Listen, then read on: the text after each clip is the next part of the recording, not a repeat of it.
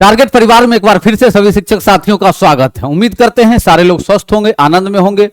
आज हम आपके सामने में आज 31 अगस्त है और आज शिक्षा विभाग का एक और नया आदेश आया है। जैसा कि मैंने पहले भी कहा था 29 को आदेश आया तो हम लाइव आके आप लोग को बतलाए थे, 30 को भी हम बतलाए थे जो आदेश आया था। आज 31 अगस्त है और आज भी एक आदेश आया है। इस आदेश में चर्चा किया गया है कि सेवा पुस्तिका में दर्ज किए जाएंगे आपके शैक्षणिक कार्य मूल्यांकन प्रतिवेदन। आपको पता है कि अभी आपका 18 सितंबर से बच्चों के लिए अर्धवार्षिक एग्जाम होने वाले हैं और इस एग्जाम के रिजल्ट के आधार पर ही शैक्षणिक प्रतिवेदन जो बनेगा वो आपको कहां दर्ज करना है, सेवा पुस्तिका में दर्ज करना है। वो आदेश आ चुका है, उस आदेश की प्रति भी हम लाइन बाय लाइन आपको पढ़ के सुनाने वाले हैं। साथ साथ वीक्षण के लिए दूसरे शिक्षक नियुक्त किए जाएंगे कि आपके विद्यालय में अगर बच्चों का जो एग्जाम होगा तो वीक्षण के लिए आपके अगल के या बगल के विद्यालय के शिक्षक आएंगे और आप भी किसी अन्य विद्यालय में जाएंगे। साथ साथ बच्चों का जो रिजल्ट होगा वही शिक्षक का परफॉर्मेंस होगा। तो कुल मिलाकर आप कह सकते हैं कि शिक्षक की जिम्मेदारी अब लिखित में बढ़ने वाली है। आइए चर्चा करते हैं उस लेटर को, एक एक चीज को देखेंगे। जो भी साथी चैनल पे नए हैं चैनल को सब्सक्राइब कर लीजिएगा ताकि आपको सारा खबर इस चैनल के माध्यम से मिलता रहे। जैसा कि मैं आपको प्रतिदिन शिक्षा विभाग के प्रत्येक आदेश से अवगत करवाता रहता हूं, सभी शिक्षक को जागरूक करता रहता हूं और पूरी जानकारी आप तक मुहैया करवाने का प्रयास करता हूं। चलिए शुरुआत करते हैं इस लेटर में। आज का यह लेटर है 31 अगस्त 2024 का यह लेटर है। डॉक्टर एस सिद्धार्थ जो शिक्षा विभाग के एसीएस महोदय हैं, उन्होंने लिखा है, सेवा में सभी जिला शिक्षा पदाधिकारी, सभी जिला कार्यक्रम पदाधिकारी,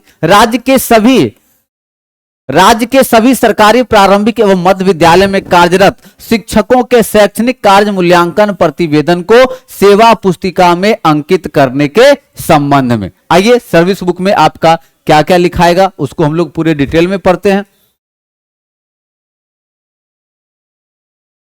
चलिए,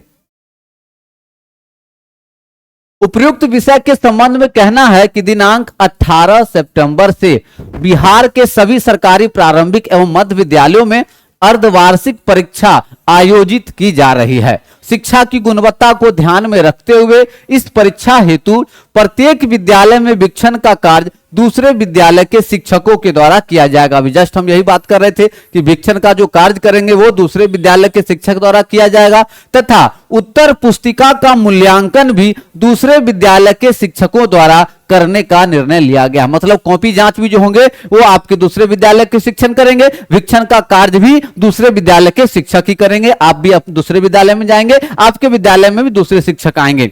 इस निर्णय का उद्देश्य यह है कि सभी सरकारी प्रारंभिक एवं मध्य विद्यालयों में पढ़ रहे बच्चों की अर्धवार्षिक परीक्षा का परीक्षाफल यह प्रतिबिंबित करेगा। क्या प्रतिबिंबित करेगा? अभी जस्ट हम इसको पूरा पढ़ेंगे। चलिए, करेगा कि विद्यालय के शिक्षक द्वारा दी जा रही शिक्षा की गुणवत्ता कैसी है। मतलब इस प्रतिवेदन के माध्यम से यह सुनिश्चित किया जाएगा कि विद्यालय में शिक्षक का परफॉर्मेंस कैसा है और शिक्षा की गुणवत्ता कैसी दी जा रही है।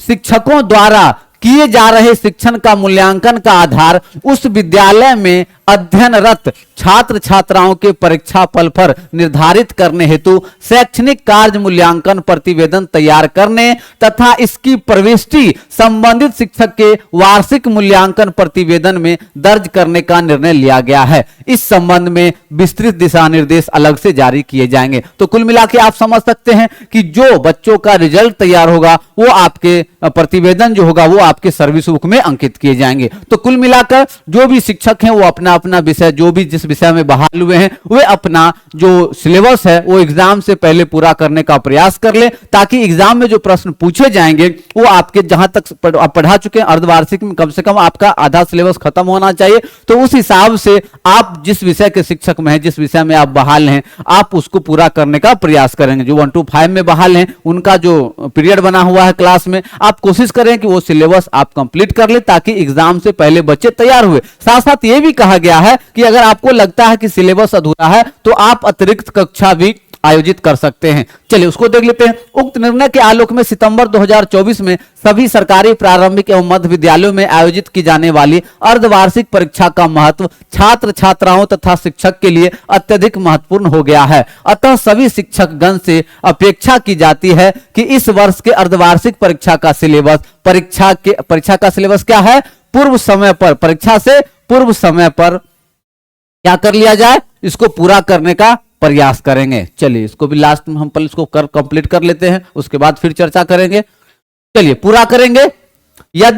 यदि आवश्यक हो तो इस कार्य के लिए संबंधित शिक्षकगण अतिरिक्त कक्षा का भी आयोजन कर सकेंगे। मतलब आप एक्स्ट्रा क्लासेस भी आयोजित कर सकते हैं अगर आपका सिलेबस कंप्लीट नहीं हुआ है तब, ताकि संबंधित विद्यालय छात्र छात्राओं इस अर्धवार्षिक परीक्षा में अच्छे अंकों से सफल हो सके। इस व्यवस्था का मुख्य उद्देश्य शिक्षा एवं शिक्षण की गुणवत्ता में गुणात्मक सुधार करना है। अतः सभी जिला शिक्षा पदाधिकारी को यह निर्देश दिया जाता है कि इस निर्णय से सभी शिक्षकों को अतिशीघ्र अवगत कराया जाए। तो कुल मिलाकर आप कंक्लूजन समझ सकते हैं कि आपका जो विषय है आप अपने सिलेबस को कंप्लीट कर लें, साथ साथ जो एग्जाम होंगे तो वीक्षण कार्य के लिए आपके दूसरे विद्यालय के शिक्षक आएंगे, आप भी दूसरे विद्यालय में जाएंगे। कॉपी की जांच भी दूसरे विद्यालय के शिक्षक करेंगे, आप भी जो कॉपी का जांच करेंगे तो दूसरे विद्यालय के बच्चों का करेंगे। और साथ साथ जो बच्चों का रिजल्ट होगा उसी रिजल्ट के प्रतिवेदन के आधार पर आपका परफॉर्मेंस रिपोर्ट तैयार किया जाएगा।